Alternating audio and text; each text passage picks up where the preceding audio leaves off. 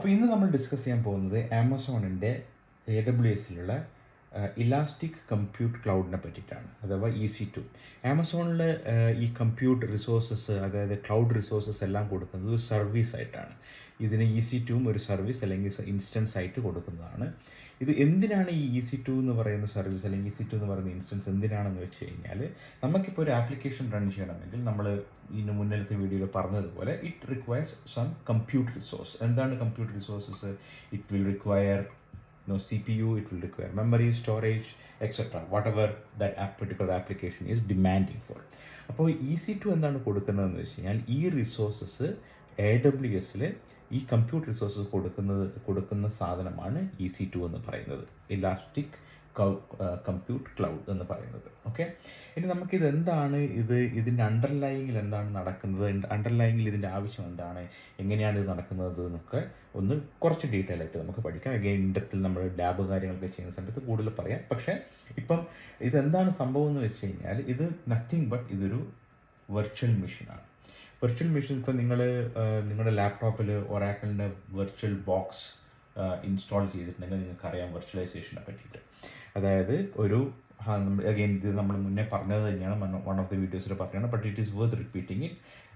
Amazon എന്ത് ചെയ്യുമെന്ന് വെച്ച് കഴിഞ്ഞാൽ, ഒരുപാട് സെർവേഴ്സ് അവരുടെ ഡാറ്റാ സെൻറ്ററിൽ വാങ്ങിച്ചു വെക്കും. എന്നിട്ട് എന്ത് ചെയ്യുമെന്ന് വെച്ച് കഴിഞ്ഞാൽ, വെർച്വലൈസേഷൻ എന്ന് പറയുന്ന technology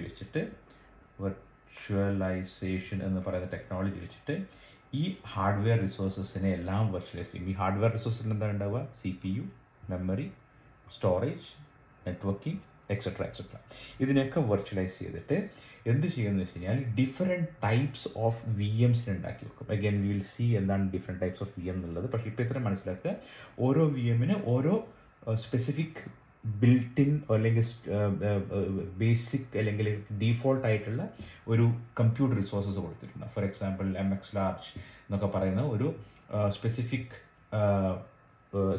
instance, specific EC2 ഇൻസ്റ്റൻസിനകത്ത് they will have X number of CPU, it will have X number of memory, it will have X number of networking capacity, etc. അപ്പോൾ ഒരു കമ്പനിയുടെ ആപ്ലിക്കേഷൻ നിങ്ങൾക്ക് ഇൻസ്റ്റാൾ ചെയ്യണമെന്ന് ചോദിക്കും ആമസോണിന്. അപ്പോൾ ആ ആപ്ലിക്കേഷന് അഗെയിൻ നമ്മൾ ഇതിന് മുന്നിൽ പറഞ്ഞതുപോലെ, കപ്പാസിറ്റി പ്ലാനിങ്ങിൽ പറഞ്ഞതുപോലെ, ലെറ്റ്സ് സേ നമ്മുടെ ഇപ്പോൾ ലോ സീസൺ ആയിട്ട് ഉള്ള ഒരു സമയമാണെന്ന് വെച്ചോ. ഇപ്പോൾ ലോ സീസൺ ആണെങ്കിൽ മിനിമം ഒരു ആപ്ലിക്കേഷൻ ഡെവലപ്പർ അല്ലെങ്കിൽ ആർക്കിടെക്റ്റ് പറയും, എൻ്റെ ആപ്ലിക്കേഷന് ഇത്ര കണക്ഷൻസ് വരുന്നുണ്ടെങ്കിൽ, ഇത്ര ട്രാൻസാക്ഷൻസ് വരുന്നുണ്ട് എങ്കിൽ I want A minimum of X number of CPU, a minimum of X number of memory. ഇങ്ങനെയുള്ള ഒരു റിസോഴ്സസിൻ്റെ മുകളിൽ മാത്രമേ എനിക്ക് എൻ്റെ ആപ്ലിക്കേഷൻ റൺ ചെയ്യാൻ പറ്റുള്ളൂ എന്ന് പറയും. അപ്പോൾ നിങ്ങൾ എന്ത് ചെയ്യുമെന്ന് വെച്ചാൽ, നിങ്ങളുടെ ആമസോൺ AWSൻ്റെ കൺസോളിൽ പോയിട്ട് closer to this requirement that your application developer or architect has told, you will be able to spin up that particular instance in AWS. When you spin up that instance spin up ചെയ്യുന്ന സമയത്ത് എന്താണ് actually സംഭവിക്കുന്നത് വെച്ച് കഴിഞ്ഞാൽ, Amazon AWS ഒരു VM ആണ് create ചെയ്യുന്നത്.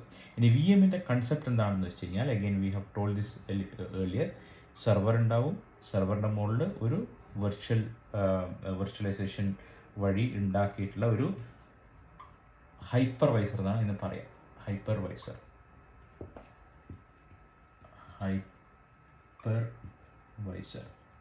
ഒരു ഹൈപ്പർവൈസർ ഉണ്ടാവും. ഈ ഹൈപ്പർവൈസർ എന്താ ചെയ്യുന്നത് വെച്ചാൽ, സെർവറിൻ്റെ അകത്തുള്ള കമ്പ്യൂട്ടറുകൾ, CPU, മെമ്മറി, സ്റ്റോറേജിനെയൊക്കെ വെർച്വലൈസ് ചെയ്തിട്ട് ഒരു specific VM, if you remember നമ്മുടെ മൂന്നാമത്തെ വീഡിയോയിൽ ഇതിനെ പറ്റി നമ്മൾ പറഞ്ഞിട്ടുണ്ട്, ഒരു സ്പെസിഫിക് ഇത്ര CPU ഉള്ള, ഇത്ര മെമ്മറി ഉള്ള, ഇത്ര സ്റ്റോറേജ് കപ്പാസിറ്റി ഉള്ള ഒരു VMന് അവിടെ ക്രിയേറ്റ് ചെയ്ത് വെക്കും.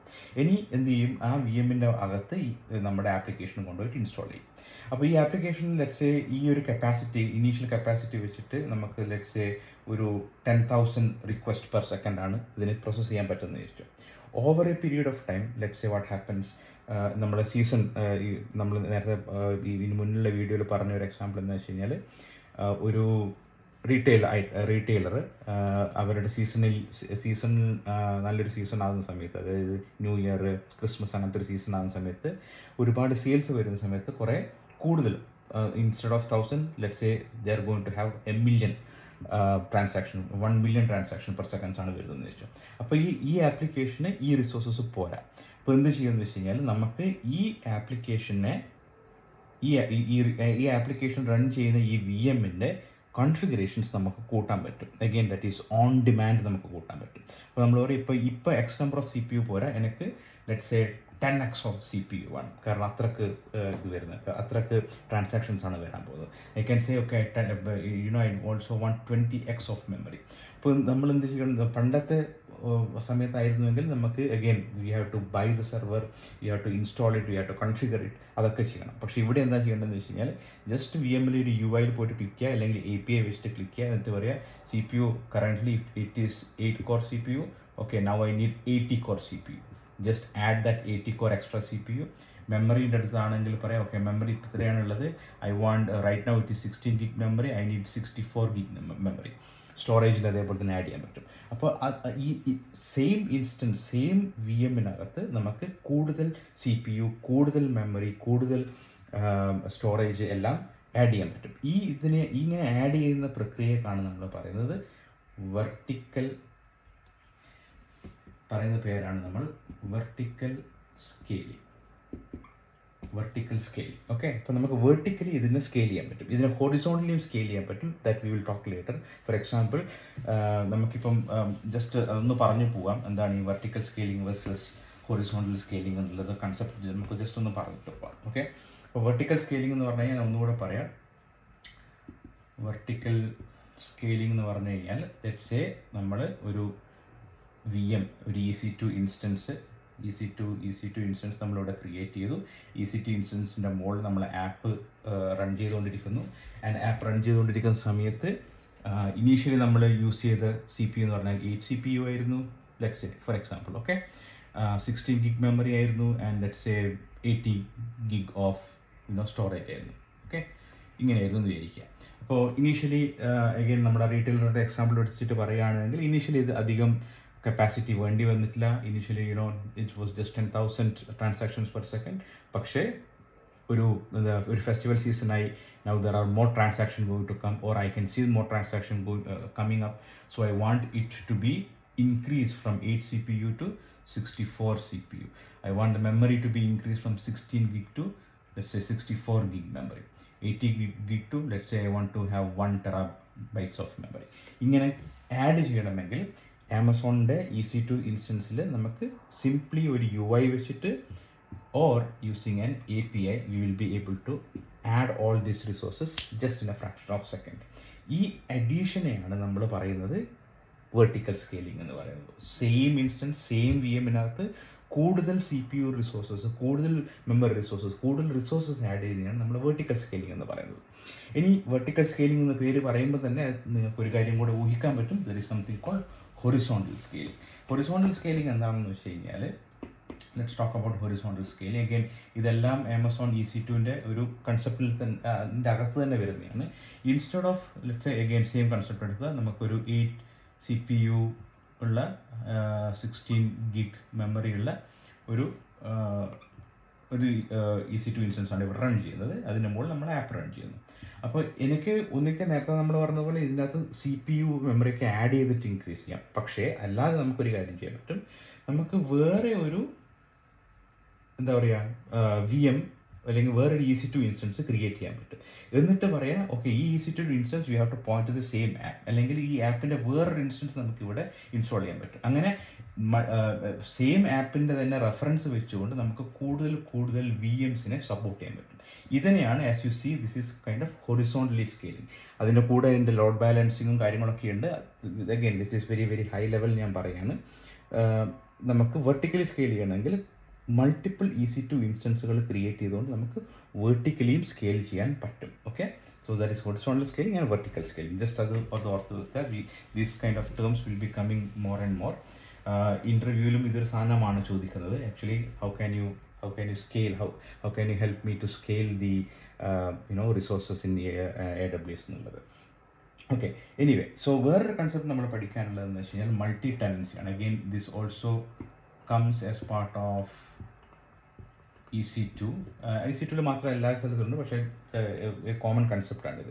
ഈ മൾട്ടി ടെനൻസി എന്താണെന്ന് വെച്ച് കഴിഞ്ഞാൽ ഞാൻ നേരത്തെ പറഞ്ഞു ആമസോൺ ഒരുപാട് കമ്പ്യൂട്ടറുകൾ വാങ്ങിച്ചു കൂട്ടി വെക്കും. എന്നിട്ട് again there is a layer for virtualization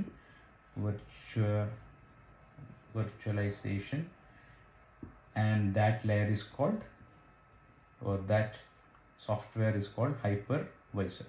okay, ഈ ഹൈപ്പർവൈസറിനകത്ത് ഈ ഹൈപ്പർവൈസറാണ് നേരത്തെ നമ്മൾ പറഞ്ഞ പോലെ CPU, മെമ്മറി, സ്റ്റോറേജിനൊക്കെ വെർച്വലൈസ് ചെയ്യുന്ന സാധനം ഈ ഹൈപ്പർവൈസറാണ്. അപ്പോൾ ഈ ഹൈപ്പർവൈസറിൻ്റെ virtualisation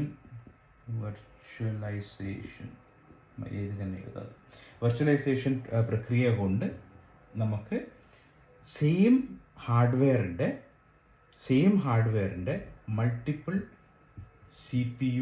multiple instance of CPU, memory, storage, combination of that നമുക്ക് ചെയ്യാൻ പറ്റും. ഇതാണ് നമ്മൾ കൺസെപ്റ്റിൽ പറഞ്ഞത്. ഇനി നിങ്ങൾക്കൊരു സംശയം ചോദിക്കാം, അതായത് let's say there is A customer call customer A. Okay, there is another customer call. So ഈ കസ്റ്റമർ എക്ക് ഒരു റിസോഴ്സ് വേണമെന്ന് പറഞ്ഞാൽ കസ്റ്റമർ എ AWSൽ വന്ന് ഈ 2 റിസോഴ്സസ് എടുത്തു. ഓക്കെ, കസ്റ്റമർ ബി വന്നു. കസ്റ്റമർ ബി പറഞ്ഞു ഓക്കെ എനിക്ക് ഈ 3 റിസോഴ്സസുകൾ എനിക്ക് ആവശ്യമുണ്ടെന്ന് പറഞ്ഞു. അപ്പോൾ ഈ 3 റിസോഴ്സസുകൾ ഈ കസ്റ്റമർ ബി എടുത്തു. അപ്പോൾ നിങ്ങൾ മനസ്സിലാക്കേണ്ട ഒരു കാര്യം എന്താണെന്ന് വെച്ച് കഴിഞ്ഞാൽ ഈ customer, even though it is 2 different customers, they are actually using the same resources of the same server. Possible ആണ് അങ്ങനെ. ഓക്കെ, അപ്പോൾ അതിലെന്താണ് നമ്മൾ ഇത്, പക്ഷേ കസ്റ്റമർ എക്ക് ഒരിക്കലും കസ്റ്റമർ ബിയുടെ ഡീറ്റെയിൽസോ കസ്റ്റമർ ബിക്ക് കസ്റ്റമർ എന്റെ ഡീറ്റെയിൽസോ അല്ലെങ്കിൽ അവർ സ്റ്റോർ ചെയ്തിരിക്കുന്ന ആപ്ലിക്കേഷനോ തമ്മിൽ കാണാൻ പാടില്ല. കാരണം ദെൻ ഇറ്റ് ഈസ് എന്താ പറയുക, സെക്യൂരിറ്റി വയലേഷനാണ്. റിമെമ്പർ നമ്മൾ ഷെയർഡ് സെക്യൂരിറ്റി റെസ്പോൺസിബിലിറ്റിനെ പറ്റി പറഞ്ഞ സമയത്ത് Amazon is responsible for all the security of the infrastructure as such. അപ്പോൾ ഈ കസ്റ്റമർ എന്റെ ഡീറ്റെയിൽസ് മാത്രമേ കാണാൻ പാടുള്ളൂ, കസ്റ്റമർ ബിയുടെ ഡീറ്റെയിൽസ് മാത്രമേ കാണാൻ പാടുള്ളൂ എന്നുള്ള കാര്യം ഉറപ്പിച്ചു വരുത്തുന്നത് ആരാണെന്ന് വെച്ച് കഴിഞ്ഞാൽ നമ്മുടെ AWS തന്നെയാണ്. അപ്പോൾ അത് ചെയ്യുന്ന രീതിയെയാണ് നമ്മൾ മൾട്ടി ടെനൻസി എന്ന് പറയുന്നത്. അതായത് with a technology what we do is we make sure that all these customer A's resources are totally isolated and only accessible by customer A. All these resources of customer B are only accessible by the customer B. Again, അതെങ്ങനെയാണ് ചെയ്യുന്നത് എന്നുള്ളതും എക്സാമ്പിളും കാര്യങ്ങളൊക്കെ നമുക്ക് കാണാൻ പറ്റും. But remember this term called multi-tenancy as well, which is very important in the cloud environment. അപ്പോൾ ഇത്രയൊക്കെയാണ് ഒരു ബേസിക്കലി എന്താ പറയുക ഒരു ഇമ്പോർട്ടൻ്റ് ആയിട്ടുള്ള ചില ആസ്പെക്റ്റുകൾ. ഇനി ഒരു കാര്യം കൂടെ പറയാനുണ്ട്, ഈ EC2 ഇൻസ്റ്റൻസിൻ്റെ സ്പെസിഫിക് ആയിട്ടൊരു കാര്യത്തിൽ ഒരു കാര്യം കൂടെ പറയാനുണ്ട്. അതെന്താണെന്ന് വെച്ച് കഴിഞ്ഞാൽ നമുക്ക് ഒരു ഒക്കെ നമ്മൾ ലാബ് ചെയ്യുന്ന സമയത്ത് കാണാൻ പറ്റും. നമ്മളൊരു EC2 ഇൻസ്റ്റൻസ് റൺ ചെയ്യുന്ന സമയത്ത് വി ക്യാൻ ആക്ച്വലി സെലക്ട് ഞാൻ പറഞ്ഞല്ലോ ഒരു VM ആണ് നമ്മൾ ക്രിയേറ്റ് ചെയ്യുന്നത്. ഈ VM ക്രിയേറ്റ് ചെയ്യുന്ന സമയത്ത് ഒബ്വിയസ്ലി വെർച്വലൈസ് ചെയ്തിട്ടുള്ള CPUയും മെമ്മറിയും സ്റ്റോറേജും ഉണ്ട്. പക്ഷേ ഇത് ഏത് ഓപ്പറേറ്റിംഗ് സിസ്റ്റമാണ് നിങ്ങൾക്ക് വേണ്ടത് എന്ന് നിങ്ങൾക്ക് തീരുമാനിക്കാം. ഫോർ എക്സാമ്പിൾ ലെറ്റ്സ് സേ നിങ്ങളൊരു ആപ്ലിക്കേഷൻ റൺ ചെയ്യുന്നു, പക്ഷേ ആപ്ലിക്കേഷൻ്റെ അണ്ടർലൈങ് OS പല ആപ്ലിക്കേഷൻ കോൾസും വേണ്ടിയിരിക്കുന്ന അണ്ടർലൈങ് ഓപ്പറേറ്റിംഗ് സിസ്റ്റം വിൻഡോസ് ആണെന്ന് വിചാരിച്ചോളൂ. അപ്പോൾ വിൻഡോസ് ആണ് എങ്കിൽ നിങ്ങൾക്ക് സെലക്ട് ചെയ്യാം ആ വിൻഡോസ് VM ആണ് നമുക്ക് വേണ്ടതെന്നുള്ളത്. അങ്ങനെ വിൻഡോസ് VM ആണ് വേണ്ടതെന്ന് പറഞ്ഞാൽ നിങ്ങൾക്ക് ആ VM സെലക്ട് ചെയ്തിട്ട് ആ വിൻഡോസ് സ്പെസിഫിക് VM അവിടെ റൺ ചെയ്തിട്ട് അതിൻ്റെ മുകളിൽ നിങ്ങൾക്ക് ആപ്ലിക്കേഷൻ റൺ ചെയ്യാൻ പറ്റും. ഓൾസോ നിങ്ങൾക്ക് കാണാൻ പറ്റും, നമ്മൾ അഗൈൻ ലാബ് ചെയ്യുമ്പോൾ ഇത് കാണാം, ഈ EC2 ഇൻസ്റ്റൻസ് എന്ന് പറഞ്ഞിട്ട് ഇപ്പം ഫോർ എക്സാമ്പിൾ പല കമ്പനികൾ സിസ്കോൻ്റെ ഒരു സ്പെസിഫിക് വെർച്വൽ ഫയർവാൾ വേണമെന്ന് വിചാരിച്ചോളൂ. Okay, again we will do extensive lab in this one. ഒരു സിസ്കോൻ്റെയോ അല്ലെങ്കിൽ ജുനിപ്പറിൻ്റെയോ അല്ലെങ്കിൽ പാലോൾട്ടോൻ്റെയോ അല്ലെങ്കിൽ ഫോർട്ടിനെറ്റിൻ്റെയോ ഒരു വെർച്വൽ ഇൻസ്റ്റൻസ് നമുക്ക് ക്രിയേറ്റ് ചെയ്തിട്ട് ആ വെർച്വൽ ഫയർവാൾ അല്ലെങ്കിൽ വെർച്വൽ റൗട്ടർ അവിടെ റൺ ചെയ്യണമെങ്കിൽ നിങ്ങൾക്ക് ഈ EC2 ഇൻസ്റ്റൻസിനകത്ത് സെർച്ച് ചെയ്താൽ മതി. ജുനിപ്പർ എന്നോ അല്ലെങ്കിൽ പാലോൾട്ടോ എന്നോ അല്ലെങ്കിൽ ഫോർട്ടിനെറ്റോ എന്ന് പറഞ്ഞ് സെർച്ച് ചെയ്യുന്ന സമയത്ത് ഫോർട്ടിനെറ്റിൻ്റെയും പാലോൾട്ടോൻ്റെയും ജുനിപ്പറിൻ്റെയും സിസ്കോൻ്റെയും ഒക്കെ അവരുടെ കസ്റ്റമായിട്ട് ബിൽഡ് ചെയ്തിട്ടുള്ള ആപ്ലിക്കേഷൻസ്, അതായത് ഫയർവാളുകൾ അല്ലെങ്കിൽ റൗട്ടറുകൾ, ലോഡ് ബാലൻസറുകൾ എല്ലാം നിങ്ങൾക്ക് ഈ ആമസോൺ EC2 ഇൻസ്റ്റൻസിനകത്ത് കാണാൻ പറ്റും. അപ്പോൾ ഞാൻ പറഞ്ഞു വന്നതെന്ന് വെച്ച് കഴിഞ്ഞാൽ ഒരു സ്റ്റാൻഡേർഡ് ആയിട്ടുള്ള വിൻഡോസ് ഓപ്പറേറ്റിംഗ് സിസ്റ്റം മാത്രമല്ല, പക്ഷേ ഒരു വെണ്ടർ ഡെവലപ്പ് ചെയ്തിരിക്കുന്ന സ്പെസിഫിക് ആയിട്ടുള്ള ഓപ്പറേറ്റിംഗ് സിസ്റ്റം ഉൾപ്പെടെയുള്ള ആപ്ലിക്കേഷൻസും കംപ്ലീറ്റ്ലി വെണ്ടർ ഉണ്ടാക്കിയിട്ടുള്ള ആ VMകളും നിങ്ങൾക്ക് ഈ ആമസോൺ EC2 ഇൻസ്റ്റൻസിൽ കാണാൻ പറ്റും. Okay, so to sum up നമ്മളിപ്പോൾ പറഞ്ഞത് എന്താണെന്ന് വെച്ച് കഴിഞ്ഞാൽ ഒരു വളരെ ഇമ്പോർട്ടൻ്റ് ആയിട്ടുള്ള സർവീസിനെ പറ്റിയിട്ടാണ് പറഞ്ഞത്. which is Elastic Cloud Compute, which is EC2. അതെന്താണെന്ന് വെച്ച് കഴിഞ്ഞാൽ this provides compute. It is a VM. It also provides something called multi-tenancy. It can also do scaling. രണ്ട് തരത്തിൽ നമ്മൾ പഠിച്ചു, horizontal and vertical scaling. Vertical scaling എന്ന് പറഞ്ഞു കഴിഞ്ഞാൽ just add more CPUs, more memories, more storage on the same V.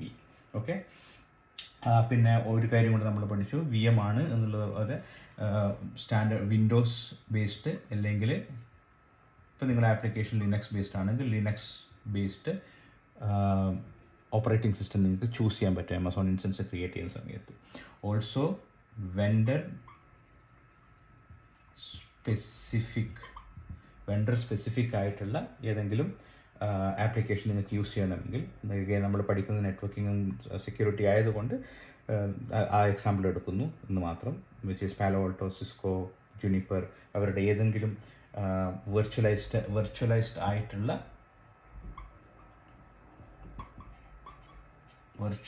ആയിട്ടുള്ള അവരുടെ റിസോഴ്സസുകൾ നമുക്ക് EC2 ഇൻസ്റ്റൻസിൽ സ്പിൻ ചെയ്യാൻ പറ്റും. Okay, hopefully this is helpful.